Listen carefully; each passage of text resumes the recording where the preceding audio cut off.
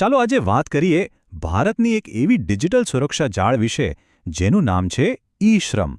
આ એક એવી કહાણી છે જેણે દેશના કરોડો અદૃશ્ય કામદારોને એક નવી ઓળખ આપી છે. કોણ છે આ લોકો? જરા વિચારો, આપણી અર્થવ્યવસ્થાનો લગભગ અડધો હિસ્સો જેમના પર ટકેલો છે, પણ મોટાભાગે એ લોકો આપણી નજરથી દૂર રહે છે, નહીં? તો આજે આપણે એ જ અદૃશ્ય શક્તિ અને તેમને ઓળખ આપવા માટેની એક જબરદસ્ત પહેલ વિશે ઊંડાણમાં વાત કરીશું. તો સૌથી પહેલાં ચાલો એ સમજીએ કે આ અદૃશ્ય કાર્યબળ છે કોણ? આપણે એમને અસંગઠિત ક્ષેત્ર તરીકે કેમ ઓળખીએ છીએ? જુઓ, સરળ શબ્દોમાં કહીએ તો આ એવા કામદારો છે જેમને પેન્શન, વીમો કે નોકરીની સુરક્ષા જેવા લાભો નથી મળતા, જે સંગઠિત ક્ષેત્રમાં મળે છે. ટૂંકમાં, આપણી અર્થવ્યવસ્થાનો આટલો મોટો આધાર હોવા છતાં તેઓ ઔપચારિક સિસ્ટમમાંથી બહાર રહી જાય છે. અને આ કોઈ કાલ્પનિક વાત નથી હો. આ તો એ લોકો છે જેમને આપણે રોજબરોજ મળીએ છીએ. આપણા ઘર બનાવતા બાંધકામ મજૂરો, ખેતરોમાં પરસેવો પાડતા ખેતમજૂરો, શેરીઓમાં લારી ચલાવતા ફેરિયાઓ. લિસ્ટ તો બહુ લાંબુ છે. ઘરે કામ કરતા લોકો, રિક્ષા ચાલકો, બીડી કામદારો અને બીજા લાખો લોકો જે ભારતના ખૂણે ખૂણામાં છે. અને સૌથી મોટી વાત શું છે ખબર છે? દેશની જીડીપીમાં એમનું યોગદાન લગભગ 50% જેટલું છે. આટલું મોટું યોગદાન અને છતાં એમની પાસે કોઈ ઔપચારિક ઓળખ જ નહોતી. હવે ઓળખ ન હોય તો સરકારી યોજનાઓનો લાભ કેવી રીતે મળે? બસ આ જ સૌથી મોટો પડકાર હતો. બસ આ જ પડકારને પહોંચી વળવા માટે સરકારે એક ડિજિટલ રસ્તો કાઢ્યો, જેનું નામ છે ઈ-શ્રમ. હા, ઈ-શ્રમ પોર્ટલ.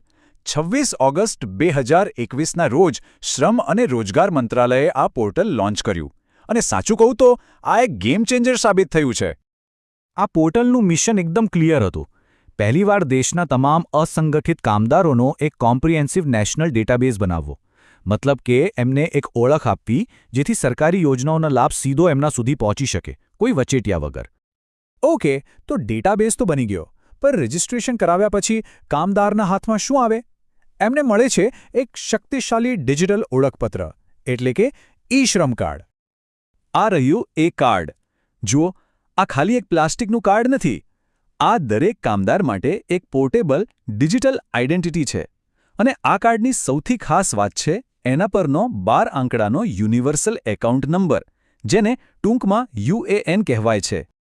આ યુએએન નંબર કામદારની બધી જ જરૂરી માહિતીને એક જગ્યાએ લિંક કરી દેશે. જેમ કે એ આધાર સાથે જોડાયેલું છે. એમાં કામદારનું નામ, સરનામું, એ શું કામ કરે છે, એમની પાસે કઈ સ્કિલ્સ છે અને બેંકની વિગતો બધું જ આવી જાય છે. અને સૌથી મોટી વાત, આ કાર્ડ આખા દેશમાં ગમે ત્યાં ચાલે.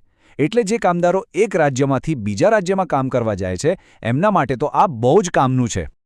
ઠીક છે, ઓળખ મળી ગઈ, પણ આ ડિજિટલ ઓળખનો અસલી ફાયદો શું?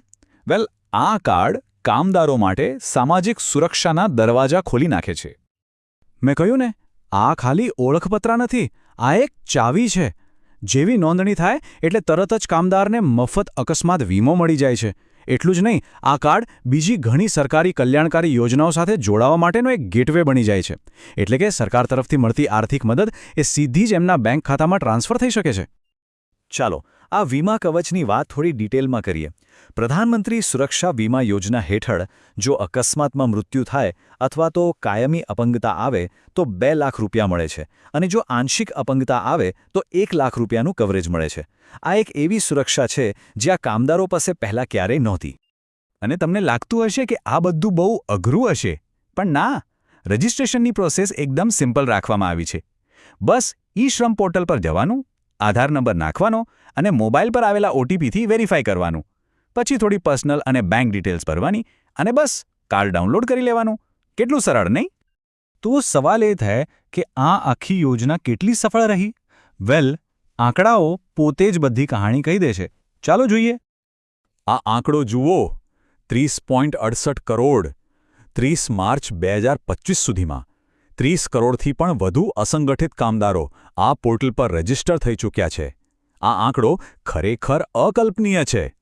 આ ભારતના ઇતિહાસના સૌથી મોટા ડેટાબેઝમાંનો એક છે, જે કરોડો લોકોને ફોર્મલ સિસ્ટમ સાથે જોડે છે.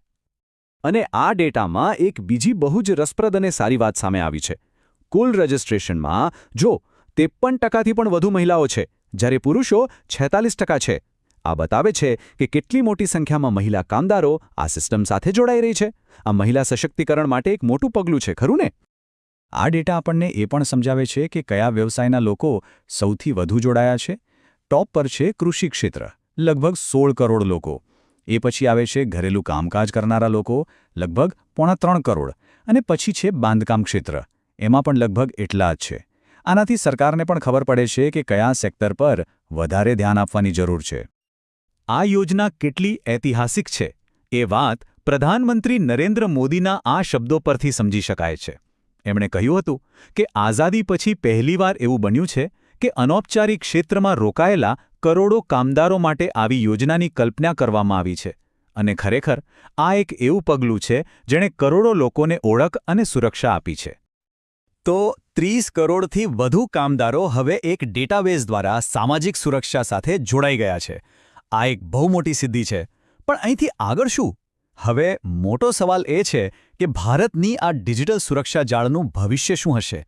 કારણ કે આ અંત નથી, આ તો એક નવી શરૂઆત છે. અને આવી જ સરકારી યોજનાઓ માટે અમારી ચેનલ જેનશી મલ્ટી સર્વિસને સબસ્ક્રાઇબ કરો.